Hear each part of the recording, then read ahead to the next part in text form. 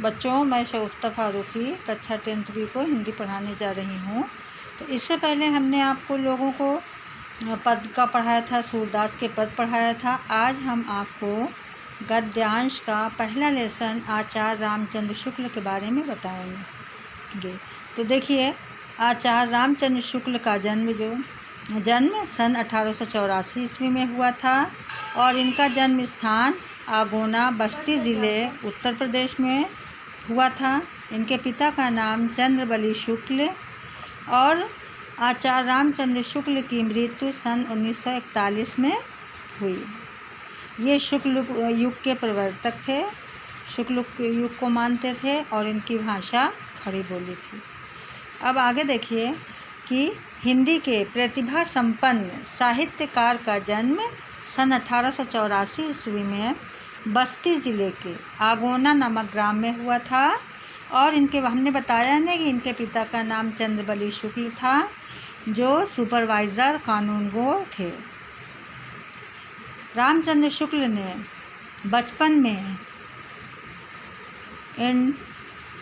में ये high school की परीक्षा तो रामचंद्र शुक्ल ने हाई स्कूल की परीक्षा मिर्ज़ापुर ज़िले के मिशन स्कूल से पास किया, लेकिन ये गणित में बहुत कमज़ोर थे। तो गणित में कमज़ोर होने की वजह से इनकी शिक्षा आगे नहीं बढ़ सकी। ये इंटर की परीक्षा के लिए कायस्थ पाठशाला इलाहाबाद में इन्होंने प्रवेश लिया, लेकिन फिर भी क्या हुआ कि अंतिम वर्ष की परीक्षा में ये इनका विद्यालय अंतिम वर्ष की परीक्षा से पहले ही इनका विद्यालय छूट गया। इन्होंने मिर्ज़ापुर के न्यायालय में नौकरी कर ली, लेकिन क्या हुआ, स्वभावानुकूल न होने के इनका स्वभाव जो था वो बदलता रहता था, तो उसके कारण ये उसे नौकरी को भी छोड़कर मिर्ज़ापुर के मिशन स्कूल में ये चित्रकला के अध्यापक बन गए।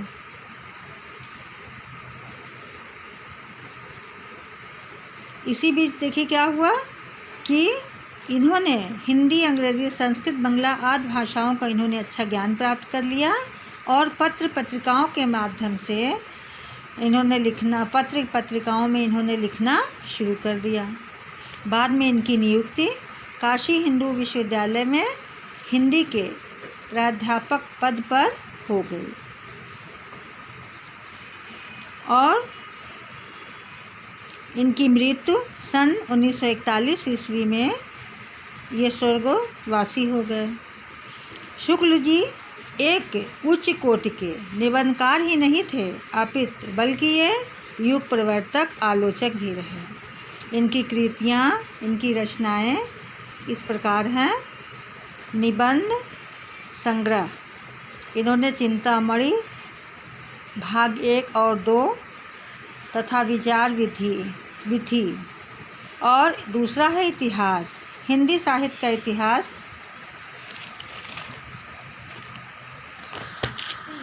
तीसरा है आलोचना, ये एक आलोचक भी थे। इन्होंने सूरदास की रसमीमांसा और त्रिवेणी। चौथा संपादक, जैसे ग्रंथावली, तुलसी ग्रंथावली, भ्रमर गीत सार। इनकी इन्होंने इसमें कई रचनाएं की है।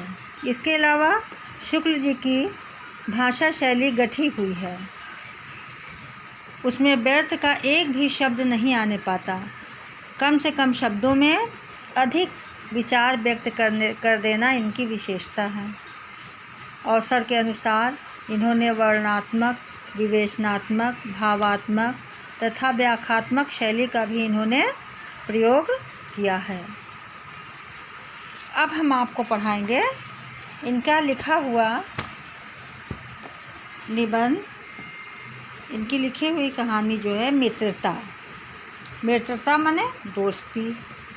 तो इन्होंने बताया है इस पाठ में कि जब कोई युवा पुरुष अपने घर से बाहर निकलकर बाहरी संसार में अपनी स्थिति जमाता है, तब पहली कठिनता उसे मित्र चुनने में आती है। इन्होंने कहा कि अगर कोई भी युवा पुरुष अपने घर से जब बाहर निकल कर के जाता है तो सबसे पहले उसके सामने यही समस्या आती है कि वो अपना मित्र कैसे चुने। यदि उसकी स्थिति बिल्कुल एकांत और निराली नहीं रहती तो उसकी जान पहचान के लोग धड़ाधड़ बनते हैं। अगर उसका विचार, उसका मन एकदम एकांत और निराला नहीं रहता है तो जल्द से जल्द उसके जान पहचान के लोग बढ़ते जाते हैं और थोड़े ही दिनों में कुछ लोगों से उसका हेल मेल हो जाता है, मतलब वो हर एक से मिलजुल जाता है। यही हेल मेल बढ़ते बढ़ते मित्रता के रूप में परिणित हो जाता है। तो यही उसका एक दूसरों से मिलना जुलना आगे चल के मित्रता का रूप ले लेता है। मित्रों की चुनाव की उपयुक्तता पर उसके जीवन की सफलता निर्भर हो जाती है। जैसा आदमी का मित्र होता है वैसे ही उसका जीवन सुधरता है। उसकी सफलता उस मित्र के मित्र पर ही निर्भर हो जाती है, क्योंकि संगति का गुप्त प्रभाव हमारे आचरण पर बड़ा भारी पड़ता है।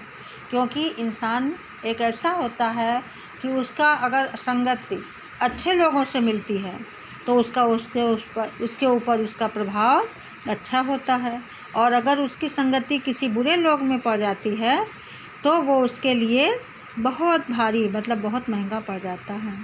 हम लोग ऐसे समय में समाज में प्रवेश करके अपना कार्य आरंभ करते हैं जबकि हमारा चित्त कोमल और हर तरह का संस्कार ग्रहण करने योग्य रहता है।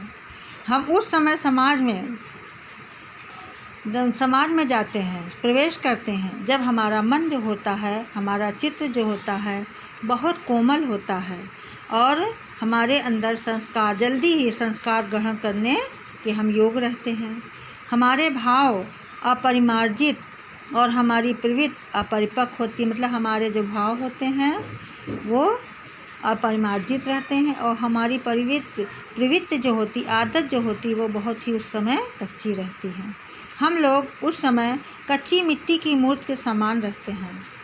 उस समय क्या होता है कि हम जैसे कच्ची मिट्टी होती है, कच्ची मिट्टी के बर्तन होते हैं या कच्ची मिट्टी की मूर्ति होती है, उसी के तरह होते हैं। जिसे जो जिस रूप का चाहे वह हमारी प्रवृत्ति उस रूप का करे।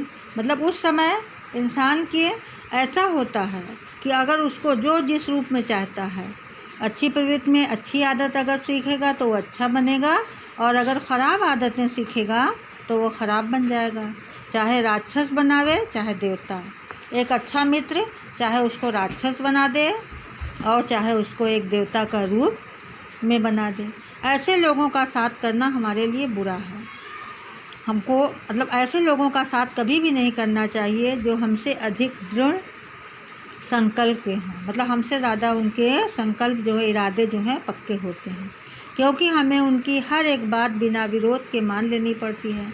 अगर उसका संकल्प बहुत दृढ़ होगा, उसका इरादा बहुत पक्का होगा, तो आखिर में लोग क्या करते हैं, उसकी बात को बिना डरे बगैर विरोध किए मान लेनी पड़ती है। पर ऐसे लोगों का साथ करना और बुरा है जो हमारी ही बात को ऊपर रखते हैं, क्योंकि ऐसे दशा में न तो हमारे ऊपर कोई दबाव रहता है और न हमारे लिए कोई सहारा। कह रहे उस समय हमारे ऊपर न किसी का दबाव रहता है और न कोई हमारे लिए कोई सहारा। दोनों ही परिस्थितियों में जिस बात का भय रहता है उसका पता युवा पुरुषों को प्रायः बहुत कम रहता है। कह रहे इन परिस्थितियों में, इन दोनों परिस्थितियों में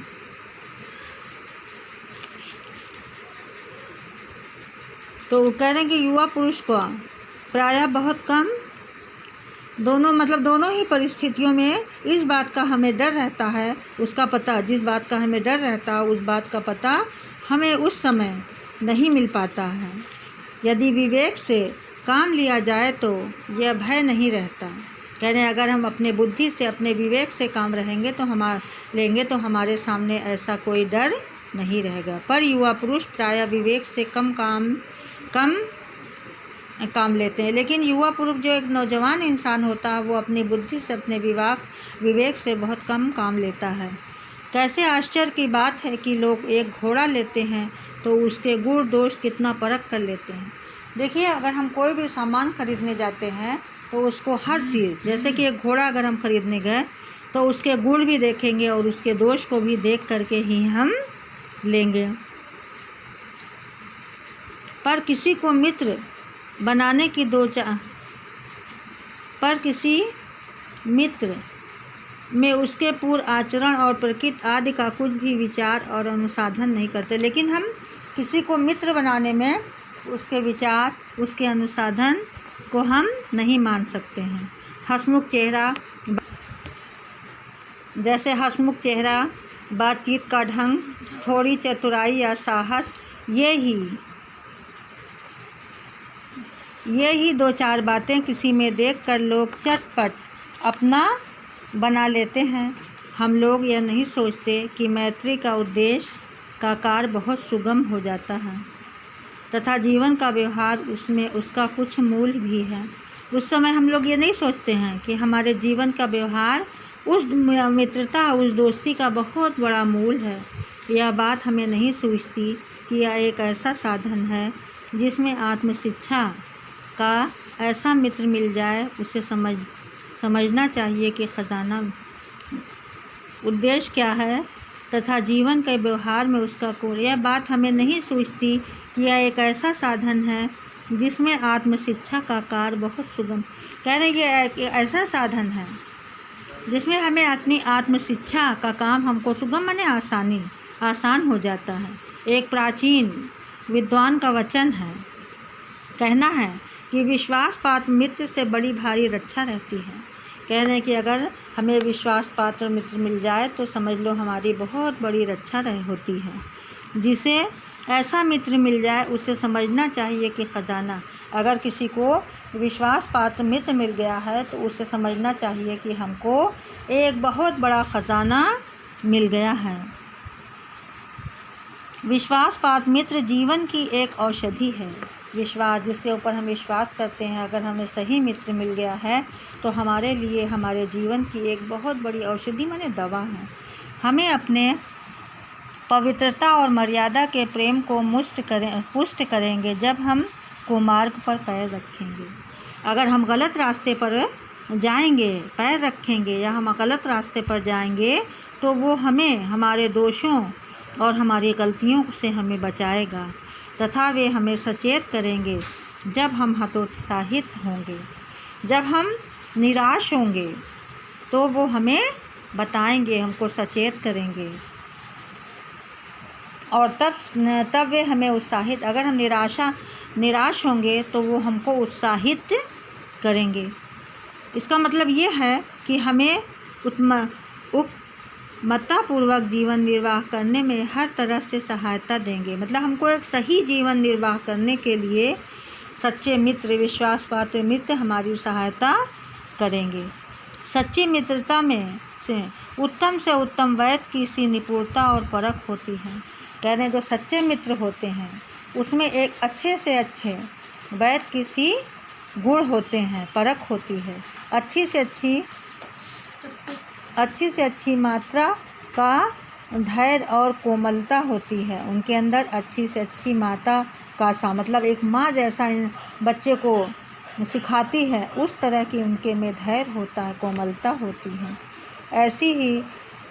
ऐसी ही मित्रता करने का प्रयत्न पुरुष को करना चाहिए। तो हम लोगों को ऐसे ही मित्रता करने के लिए ऐसे ही इंसान को ढूंढना चाहिए जो हमें सही रास्ता बता सके, हमें अच्छी से अच्छी बातें बताएं, सही मार्ग पे ले जाए। समझ में आया बच्चों? अगर नहीं समझ में आया होगा तो आगे आप हमसे पूछ लीजिएगा।